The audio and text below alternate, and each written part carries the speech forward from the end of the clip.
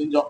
ஆனா இனி வர்ற இளைஞர்களுக்கு நாங்க என்ன சொல்ல விரும்புறோம்னா, அதுக்கான ஸ்ட்ரக்சரே இங்க கிடையாது நாம் தமிழர். அதை வந்து சீமானோ என்ன செய்ய போறது இல்ல, அதை வந்து அடுத்த கட்டத்துக்கு கொண்டு போக போறது இல்ல. இவங்களை மழுங்கடிக்கப்பட்டுட்டே இருக்காங்க. நம்ம தோத்தாலும் பரவாயில்ல தோத்தாலும் பரவாயில்ல அப்படின்ற மாதிரி இளைஞர்கள் என்ன பண்றாங்கன்னா, இப்ப நாங்க பேசுற எங்களை முட்டு கொடுப்போம். நான் பேட்டி கொடுத்துட்டோம் இல்லையா, நாளைக்கு எங்களே எடுத்து பேசுவோம். பாத்தீங்களா இவங்க வந்து வேற கட்சியில பணம் வாங்கிட்டு வராங்க, அதுக்கு பேசுவோம். நானும் சொல்ல வரேன்னா, இளைஞர்களை வந்து என்ன பண்றாங்க, ஒரு அரசியல்னா நீ வெற்றி பெற்று அதுல இருந்து நீ அதிகாரத்தை பிடிச்சுதான் நீ என்ன நினைச்சதை சாதிக்க முடியும்.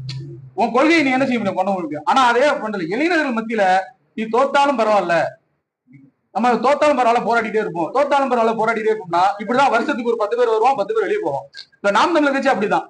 ஒரு பக்கம் கதவு திறந்து வச்சிருக்கு, ஒரு பக்கம் கதவு நினைச்சிருக்கு.